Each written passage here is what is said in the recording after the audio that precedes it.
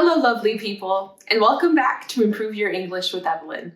I'm Evelyn, your favorite English teacher. So many of you, my lovely viewers, want to know how to sound more natural when you're speaking English.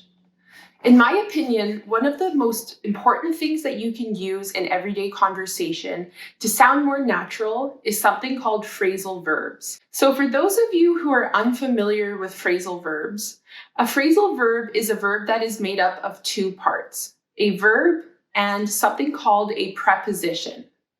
An example of a phrasal verb is look up. In this video, I'm going to go over the most useful phrasal verbs that you can use in everyday conversation in order to help you sound more like a native English speaker. So the first phrasal verb that we're going to look at today is pick up. Now, you might already be familiar with the meaning of pick up, but the meaning of this phrasal verb changes depending on the context in which it is said. The literal meaning of pick up is to lift an object. For example, I can say to you, "Can you please pick up my pen?" You can also use the phrasal verb pick up to say something like, "Hold on a moment, I need to go pick up the phone," which means to answer the phone. Another meaning of pick up is to collect someone by car.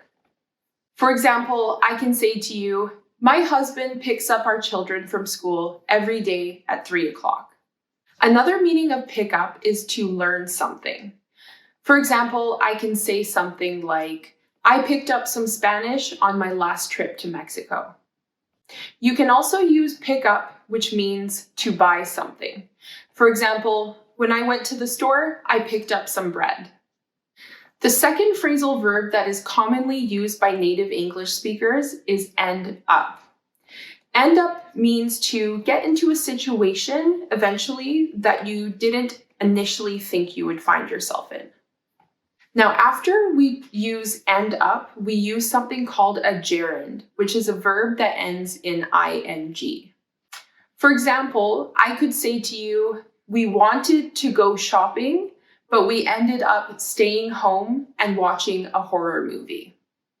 You can also use end up to talk about going to a place that you didn't initially think you would go to. For example, I could say to you, "We wanted to go to a restaurant, but we ended up at Lucy's house instead."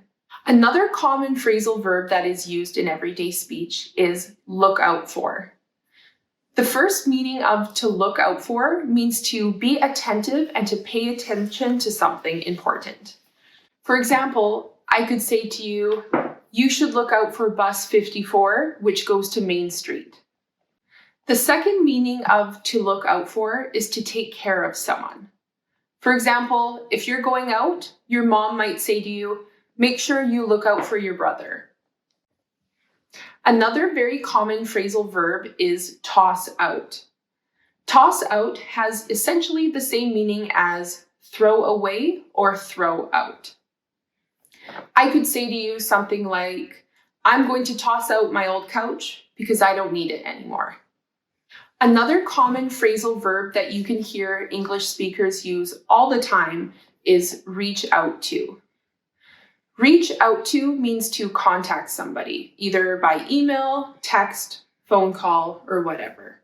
For example, I could say something like, "They reached out to me earlier this week, but I haven't decided yet if I want to take the job." The next phrasal verb that we're going to talk about today is get back to. Get back to means to answer someone's question or someone's request. For example, you could say, "I'm going to get back to you tomorrow about your job application." Another very useful phrasal verb is come up with. Come up with means to think of an idea. For example, I could say, "We should give Joe credit for this. He came up with the idea originally." Another very common phrasal verb is bum out. Bum out means to annoy or to make someone sad.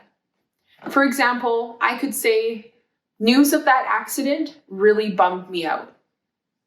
Another very common phrasal verb that native English speakers use is pan out. Pan out has a similar meaning to roll out or turn out, which means that something has developed in a certain way and there's a positive outcome.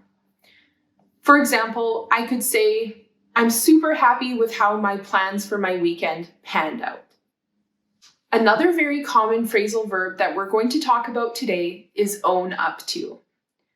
To own up to something means to admit that you've done something wrong. For example, I could say, Matt finally owned up to breaking the car window. The last phrasal verb that I'm going to teach you today is chime in. Chime in means to interrupt someone's speech to give your opinion.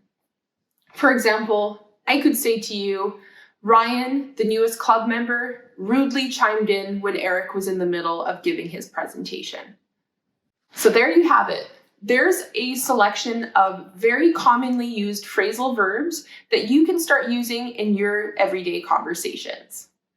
If you enjoyed watching this video, please don't forget to hit the like button.